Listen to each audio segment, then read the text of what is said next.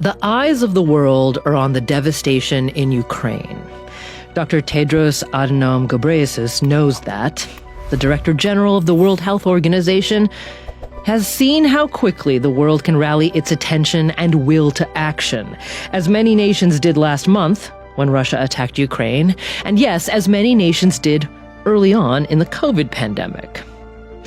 And so, earlier this month, Ghebreyesus asked the international community to turn the power of that attention to people whose stories have not been on televisions around the world or command a trending hashtag. Although Ukraine is the focus of the world's attention, it's far from the only crisis to which WHO is responding. The situation in Tigray is catastrophic. I'm from Tigray, and this crisis affects me, my family and my friends very personally. But as the Director General of WHO, I have a duty to protect and promote health wherever it's under threat.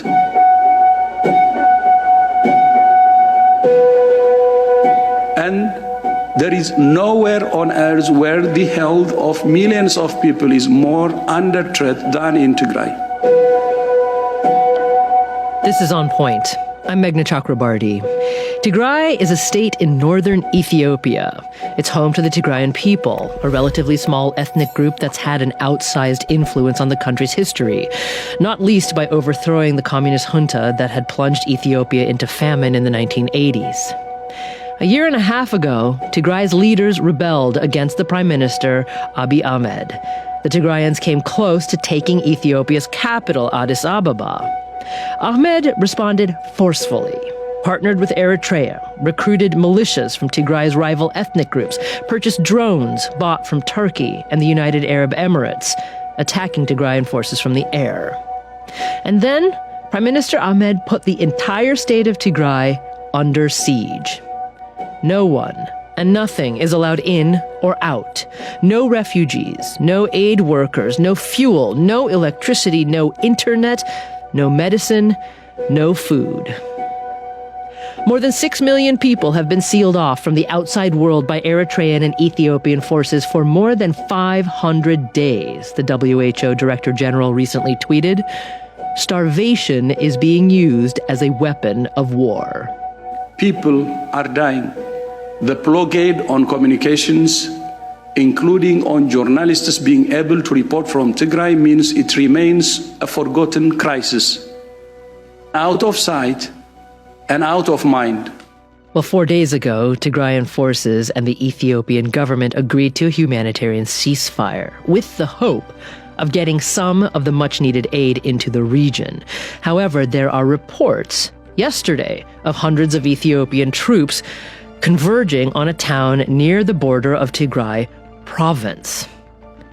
What about what's still happening inside Tigray state?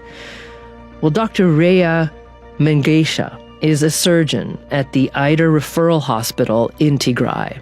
Over the weekend, he managed to bypass the internet blockade and send us a voice memo about what this siege is doing to his patients.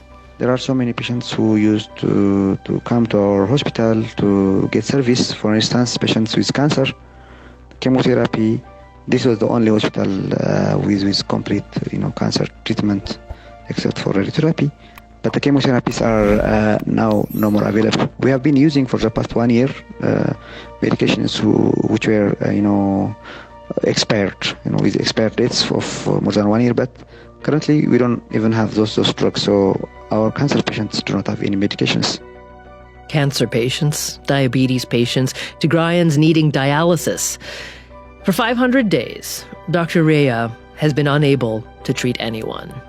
And patients on dialysis, we used to see our patients dying in front of our eyes because of lack of dialysis. Those who were on chronic dialysis and those with acute also, patients with acute renal failure who need dialysis, they die because of the lack of the medications. We got very few consumables, but that's not enough for the number of patients that we have.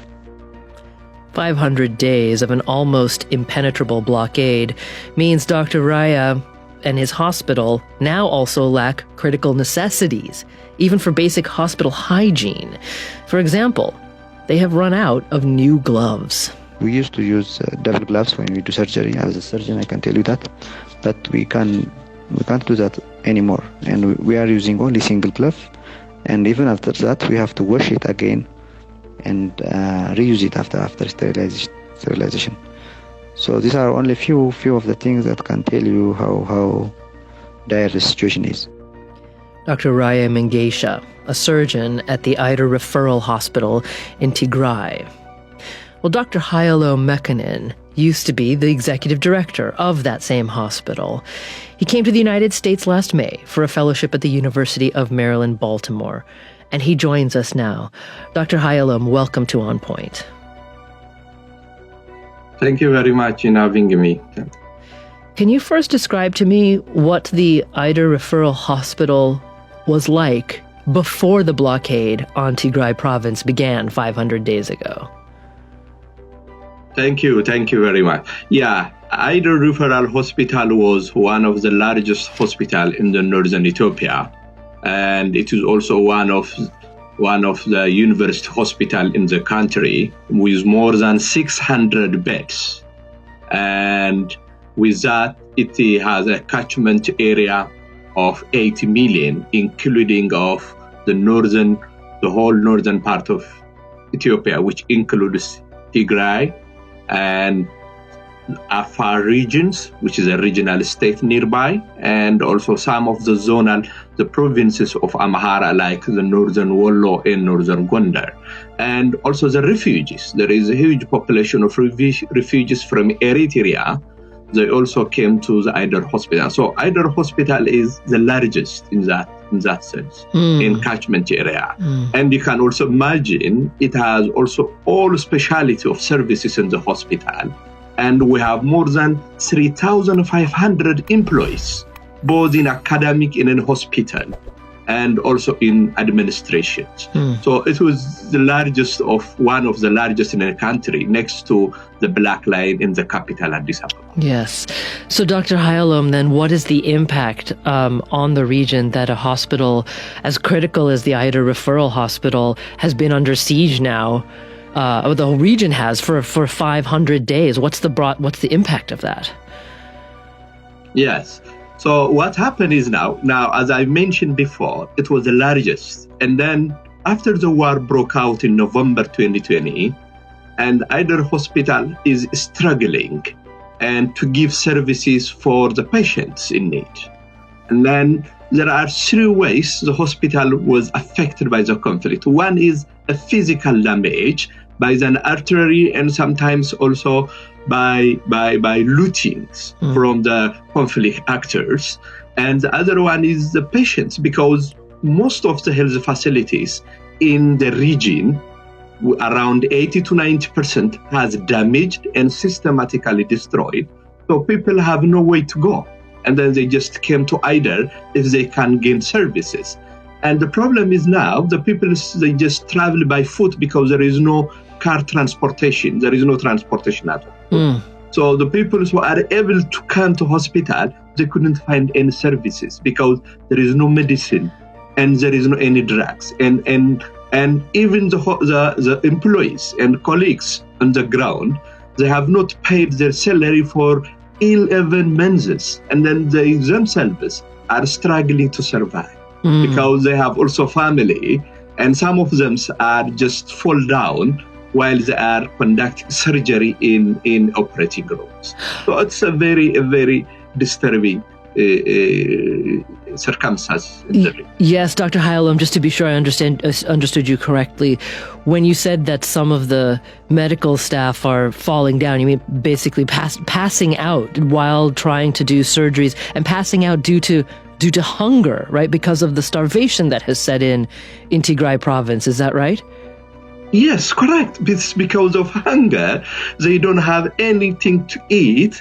Then they just go to help their patients. And in the meantime, they become hypoglycemic, and then they fall down on the corridor. So that's how urgent the food need is in the province. Yes. It's really repressing that unless we make an intervention, international community, we will see a catastrophic of mass deaths in the coming few weeks. Dr. Hayalom, you left Tigray province in May of last year. You still have family there. Have you heard from them? Yeah, I couldn't, because I have family back home, and my little kids are there. And I couldn't hear them for the last 500 days when I arrived here in the United States. I don't know whether they are surviving or they die. I'm just watching in my eyes. I always cry all day and the night that how are my family doing there? And I couldn't hear what's happening to them. So you can imagine that every Tigrayans living in the United States and elsewhere in the world are living in horror because they couldn't listen and hear their family back home. So we are really in a very difficult situation. So total information blackout along with the food and medical blockade that's going on there. Dr. Hayalom, what was it like even just before you left? Because it wasn't that long ago that you left, and this has been going on since 2020, as you said.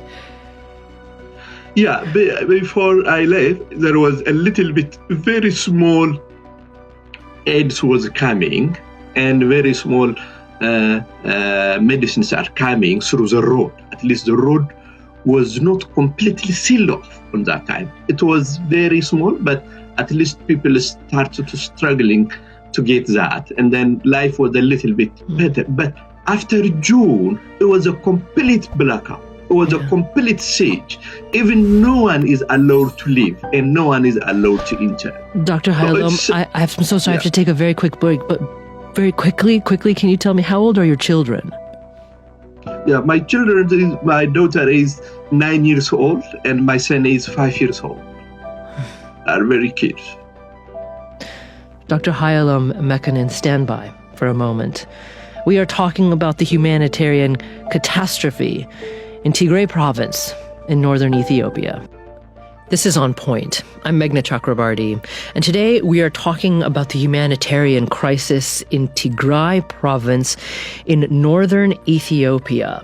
The Director General of the WHO recently called the blockade that's been going on there for more than 500 days as making Tigray province the most dangerous place on planet Earth for human health. Some 6 million people face the possibility of starvation there now, and the WHO Director General has called starvation as being used as a weapon of war.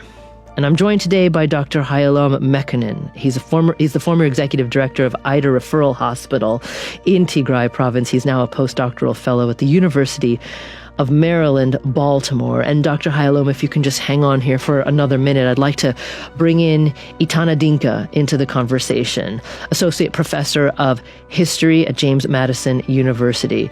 Professor Dinka, welcome to you. Thank you very much.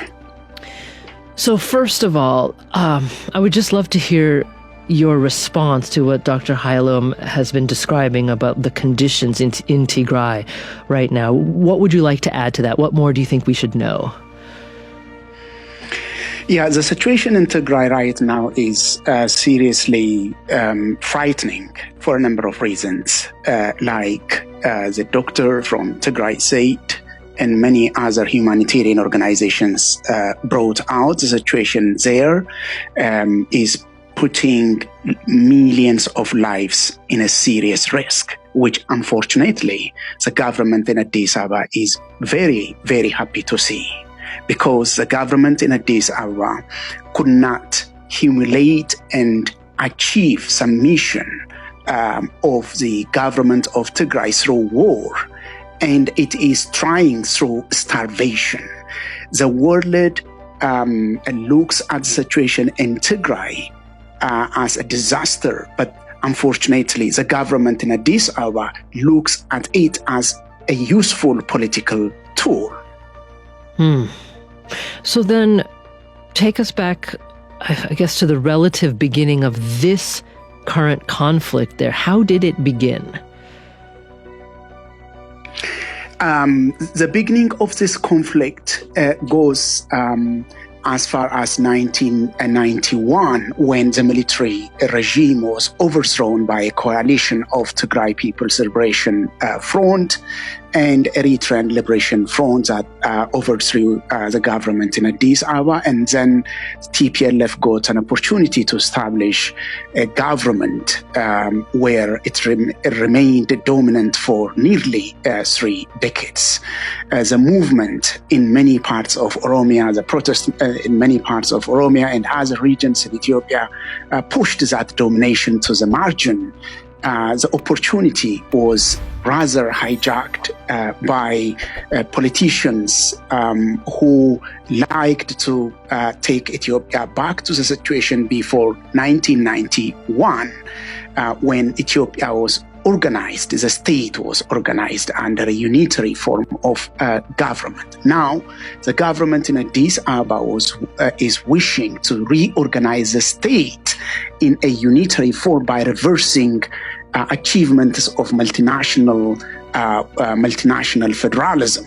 Now, the conflict in Tigray is a result of the failure of the political transition that Ethiopia triggered in April 2018, when the mass movements in Oromia and other parts of the country defeated the EPRDF rule where TPLF was dominant. Mm-hmm. Now, the government in Addis Ababa is dominated by ardent enemies of multinational federation who believe that the anchor of this multinational federalism is in Tigray, and they believe Tigray must be humiliated, must be defeated. And they say this in public many times: if Tigray is defeated, other parts of Ethiopia would be easy to be ruled at gunpoint. Okay. But that is not the reality, of course. So Professor, if, just to clarify something, because when you talk about Ethiopia's fundamental multinational nature, now that phrase multinational means something particular, say, to American ears. What exactly do you mean by that? By multinational, I mean Ethiopia is a country of many nations, many cultures, many languages. And the existing constitution, the constitution of 1995, was promulgated by taking this diversity into consideration. That is a constitution that allows regions and multiple nations in the country considerable autonomy to rule themselves. But now the government of Abiy Ahmed wanted to concentrate all political powers, economic powers in Addis Ababa by undercutting regional autonomy. That is what Tigray refused, and that is the basic cause of conflicts and the basic cause of the crisis that Ethiopia found itself in right today. I see. So an analogy, to put it in, again, familiar terms for me and American listeners, would be if the federal government in Washington, D.C., for example, wanted to seize a lot of power that was traditionally granted to the states in the United States. Does that sound like perfect? Okay. So Dr. Hayalom, can I just turn back to you here for a moment, since, as the former executive director of a critically important hospital in Tigray, how important was that regional autonomy that Professor Etana Dinka is talking about? How important was that in Tigray, even for doing things like you were describing earlier, providing medical and health care? Yeah, thank you. Yes, I think he articulates very well that this federal structure is very, very helpful for the nation as general to Tigray and also to Ethiopia, because all of exercise in language, so everybody is exercising its own culture, its own language, and its own administration. So Tigray, for instance, if we take that in our hospital, we used to administer by our own, and also we speak our own language, and also we exercise. And the people who are coming from the hospital are also the same.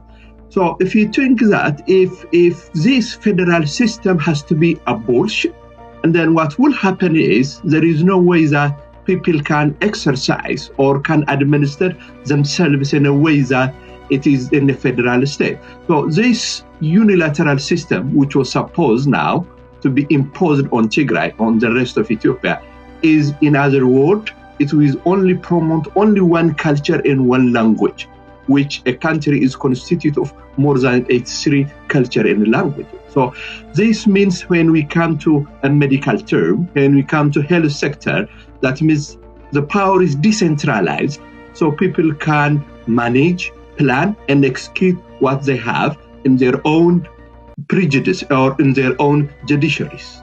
So there is no way that somebody can from Addis and impose you to do this, on this, and then you should not do this. So this way of administration is not really helpful. So the reason now even the country blooming in the last 3 decades is because of decentralization of power to the nation, to the states, not concentrated in Addis or in central way. So this is how it helps. I see.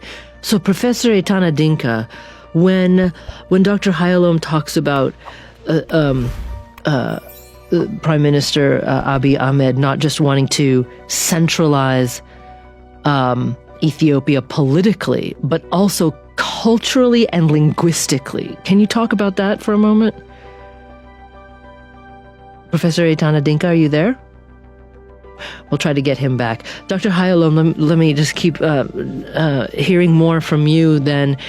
So what I'm curious to know is that why do you think that Abiy turned to Eritrea in his desire to push back against sort of Tigrayan autonomy, if I can put it that way? Yeah, I think that's a very good question because Eritrean was really quite in language and in culture that are more related to Tigrayans than the rest of Ethiopia.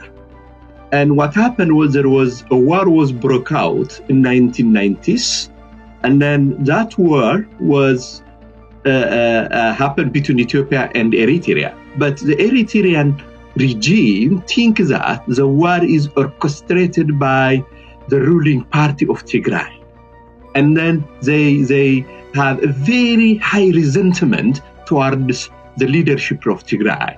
But later on, and this was exploited by Abiy regime, that when he want to subjugate the society and the ruling regime of Tigray, he thinks that Eritrea will help him to eradicate this leadership and to lead the population to submission, because the Eritrean is an arch-enemy of TPLF in the Tigray.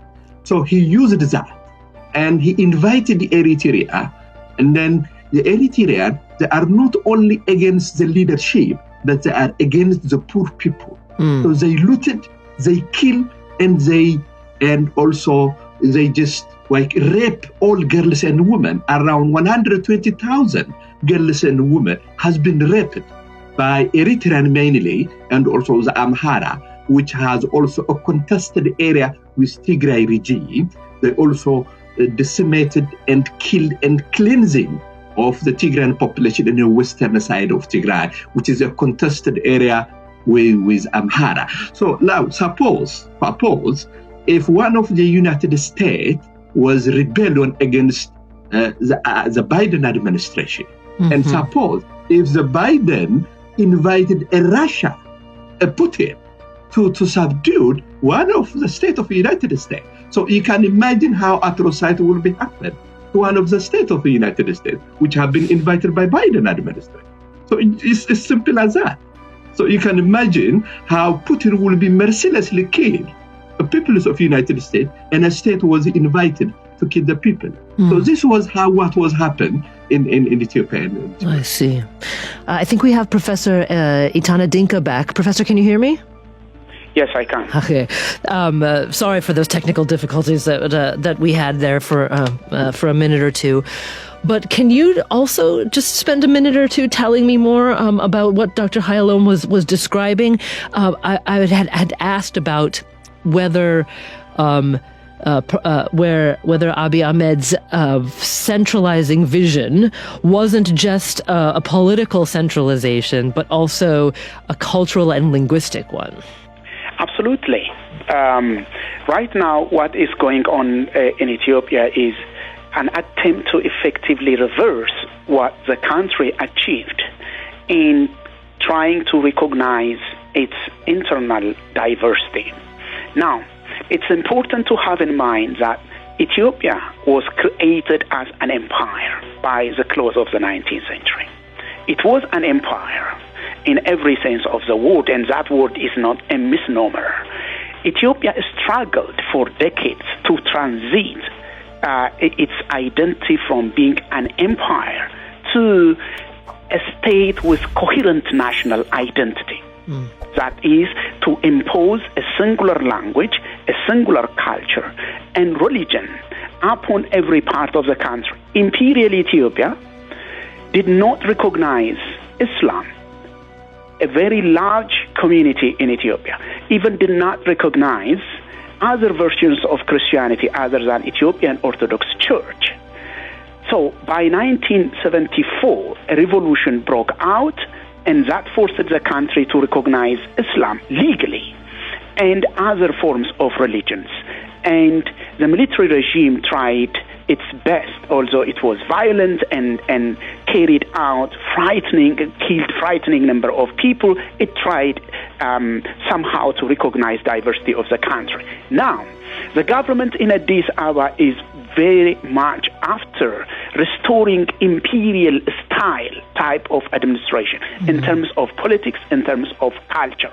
Now, we are talking about Tigray, and we are right to talk about that because there is a serious problem in Tigray. But every part of Ethiopia is in a problem because the government in Addis Ababa wanted to impose a singular political system on a very diverse, huge Horn of Africa state.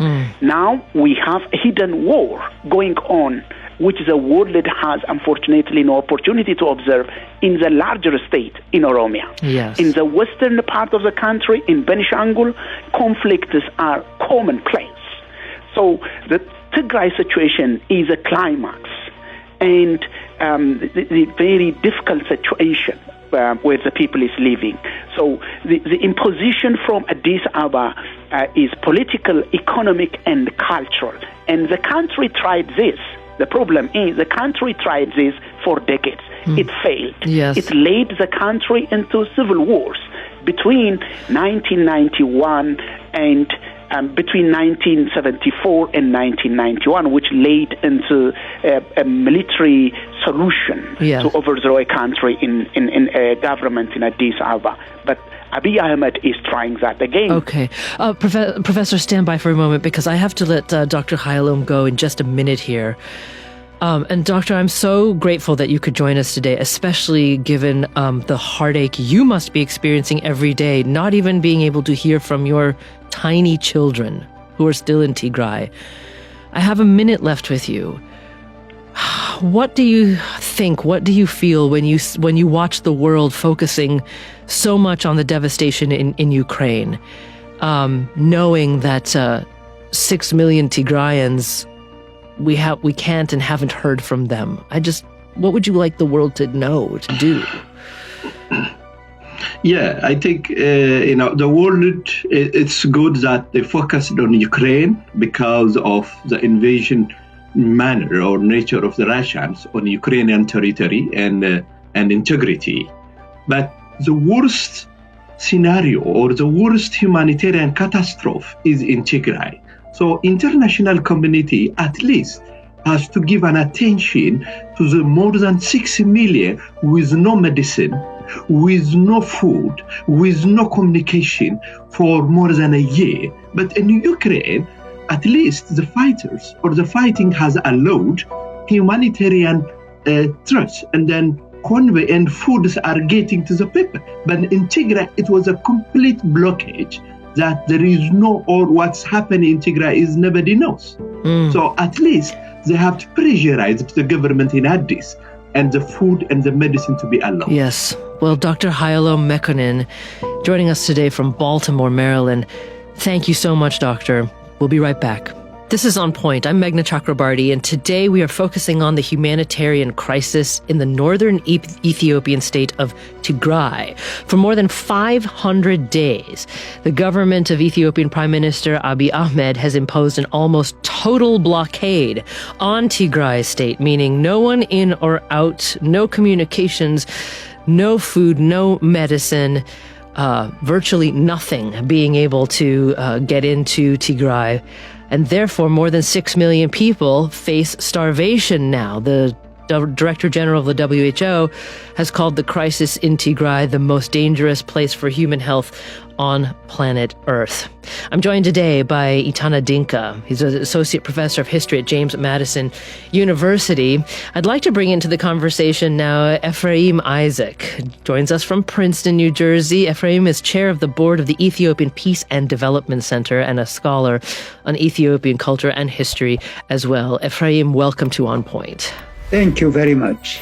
You know, I note that it was just 3 years ago, in 2019, that Prime Minister Abiy Ahmed was given the Nobel Peace Prize for being instrumental in ending the war between Ethiopia and Eritrea. And yet now he has recruited Eritrea in the subjugation of Tigray province. Can you just talk about that? What has changed between 2019 and 2022 regarding Prime Minister Abiy Ahmed? Thank you very much. First of all, let me say my heart goes out to the people of Tigray who are suffering the unspeakable tragedy that was described by Dr. Tedros and Dr. Hayalom. Dr. Tedros, I've known personally, a good friend, and it is really unbelievable. However, I am personally concerned about the suffering that's going all over that country, as Dr. Etana also implied. And we are sleepless. We pray to God that the eyes of the leaders of Ethiopia will be opened. Specifically with your question, I am not a political scientist. There are many people who interpret what exactly happened. I don't think I'm the right person to give you the answer for the question that you answered, you asked. However, other people also say that the Nobel Prize Committee was in a rush to give this prize. Again, I'm not a judge, and I cannot determine on what basis and why this process was completed. There are others also who have raised questions about what was the agreement between the Prime Minister and President Isaias. I think there are others who are more qualified than me to speak to that. Okay. My own desire is that the people of Ethiopia and Eritrea also need to make peace. Yes.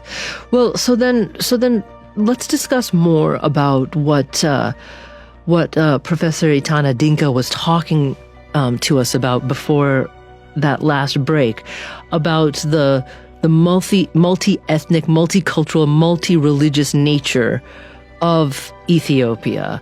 I mean, its fundamental diversity. Do you see Prime Minister Ahmed as trying to reverse that sort of fundamental truth about what Ethiopia is?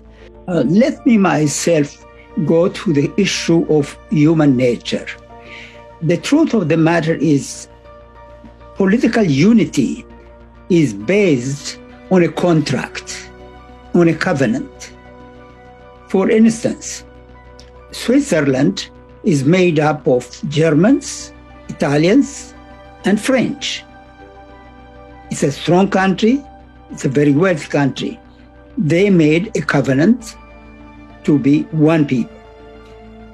When you look at Germany and Austria, they're the same people. They speak the same language, but they've not made a covenant. So they are different countries. So the issue, quite often when people speak about what makes a country a unity, it's really not whether the country is made up of different ethnic groups or different linguistic groups, but the fact that that particular country has a group of people who have made a covenant, like husband and wife. The husband may be tall, the wife might be short, the wife might be tall, but they make a covenant and get married. So my own take is whether we have a group of different nationalities in Ethiopia or different linguistic groups, that is true.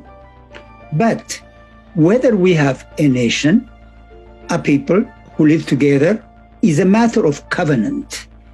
Again, I can give you many. The United States of America, each state has made a covenant with all related American Constitution. So personally, my take is a conflict within a country is not a matter of whether they are one ethnic group or different. It's a matter of a political covenant.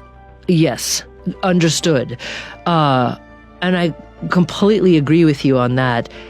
So the question is, what happens when fundamental aspects of that covenant are broken? And so, Professor Itana Dinka, let me turn to you on this, because if I remember correctly, at the beginning of the pandemic in 2020, Prime Minister Abiy essentially, he postponed the elections in Ethiopia in 2020. But that was in violation, speaking of covenants, of the Ethiopian constitution. So who is doing the breaking of that fundamental political agreement, that covenant that Ephraim Isaac is talking about? Thank you. Very interesting question. Let me put one point before I respond to the question. The crisis that came to Ethiopia is deeply embedded in history, like I raised it earlier. And Ethiopia's problem are too complex to be solved in a short run. But regarding the crisis Ethiopia found itself in today, mostly the problem was caused by deliberate, conscious decision of the government in Addis Ababa. For example, the point that you raised about postponing election. The election was postponed, and that was one point that illustrates the tendency of the government in Addis Ababa. Tigray refused because it said it wanted to respect the existing constitution. The government in Addis Ababa did not care about existing constitution. But Abiy Ahmed and his government came to power by sworn under this existing constitution. Therefore, the decision from Addis Ababa to postpone election was to maneuver situations on behalf of the government in Addis Ababa between the postponement of election and the holding election in 2021. If you take the 12 months between the decision of Addis Ababa to postpone election until the election was held only a few months ago, major opponents of the government were either arrested or killed. It cleared off the political field of the opposition and held what it called election. It wasn't election by a strict definition. It was done without any competition, without any rivalry in Oromia and in many parts of the country. Tigray had this war started in 2020 because it made a decision to hold election, not election outside its region, election to establish its own government on its own land. And that proved to the Ethiopian peoples that pandemic could not be a reason to postpone an election, because Tigray had done it in the midst of pandemic. And that became a threat to the government in Addis Ababa. I don't mean that this is the basic cause, but it became a factor that made the decision of Addis Ababa to go to war quickly by inviting Eritrea into the war. I see. So we're only roughly about 5 minutes left in this conversation, gentlemen, and I just want to restate the truth about what's happening on the ground in Tigray, right? As I mentioned earlier, the WHO considers it the most dangerous place on earth right now for human health. There's more than 5 million people who are at risk of death due to starvation at the moment. No electricity, no telecommunications, no banking, no air transport in or out of the region. And I mean, the government of Prime Minister Abiy has denied entry of food and fuel and medical supplies. Now we have a current ceasefire, which we hope holds, but the UN says that right now, to reach the millions of people who are suffering there, it would take more than 100 truckloads of supplies, food and medical supplies, every day to stave off this disaster. So, Ephraim, Isaac, let me just ask you, there are many, many times in recent history, recent world history, where the international community has looked upon similar situations, right? The deliberate starvation by a government of its own people, the use of rape as a weapon of war, the terrorizing and subjugation of different ethnic groups. And the world has said, we cannot stand by while this happens.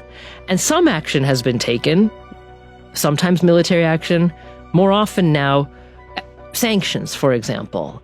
I mean, what do you think the international community ought to do, at least at the moment, so that some help can get to the people of Tigray? First of all, it is a shame when the conflict between Russia and Ukraine has become story of every minute, every channel. Yet conflicts happening in the Black continent, in Africa, they're not even on one channel for a long time. So this is a shame. I think others have spoken to this. Let me, however, myself really say something that I would like to emphasize. Ethiopian culture, since ancient times, was founded in Tigray. Tigray is actually a very important component. Tigray is the mother of Ethiopia. The ancient church of Aksum, the Ge'ez language, the early translation of the Bible, the ancient monasteries, they're all found in Tigray. So Tigray is basically, don't present the Tigray people as some are alien. They are the founders of the Ethiopian civilization. And the Amhara and the Tigray are actually twin brothers. They are almost the same people. And this is why, as I said before, conflict is not necessarily based on one political system or one. It is when people make a covenant and live together. The Amhara and Tigray are actually the same people. And the Oromo also, if you go back to ancient times, Akushitic people are part of the early peoples of Ethiopia. The DNA, you see, the conflict in the world, as I said, as Freud says, is really psychological. It's not the fact that we are different religions or different tribes. Russia and Ukraine, by the way, pretty much the Orthodox Church started in Kiev, and the Russians are Orthodox. So the conflicts are often based on issues of psychological. And what our own problem goes back to the 60s, when young Ethiopians living abroad completely neglected the study of Ethiopian history, culture, the Oromo, the Amhara, and the Tigray, and turned to the study of Marxism, Leninism. They were students of Marcuse, who were talking about revolution. Power comes out of the barrel of the gun. And in fact, many of the people today who are shouting Ethiopia, Ethiopia, don't know its history, its culture. It is very sad. And that if they did that, What they know is they've read Machiavelli, they have read Hobbes, they have not read Christos Samra, Zara Yacob, Ethiopian teachers who teach love, love each other, and forgive each other. Well, I'm so sorry to step in here, Ephraim, but I only have about a minute and a half left, and there's one last question that I would like to turn to Professor Itana Dinka. Professor, I'm thinking about one of the reasons potentially why the international community has not done more, and specifically the United States at the moment. It's because there are influential people in the United States who consider Prime Minister Abiy an ally, right? I mean, I'm seeing that Jeffrey Feltman, the former U.S. Special Envoy to the Horn of Africa, has, spoken in admiring tones about the Abiy regime, and that, in addition, the U.S. Secretary of State, Assistant Secretary of State, Tibor Nagy, has talked about the admiration that the United States has for the supposedly economic liberalizing aims of the Ethiopian government right now. Are those factors that play into why there hasn't been more done? Thank you. This is one important question. I'm afraid we only have 30 seconds, Professor. My apologies. Okay. The United States is already being marginalized in the roles it has in the Horn of Africa, and the approach it takes towards Addis Ababa is a kind of begging from the margin. And unfortunately, the United States is now bowing down to the manipulation of Addis Ababa, because like Tedros, the leader of World Health Organization, Tedros Adhanom said earlier, the government is using starvation as weapon of war, but the United States is not calling out that. Yes. My deepest apologies that I have to wrap this conversation up now, but Professor Itana Dinka and Ephraim Isaac, thank you so much for joining us. This is On Point.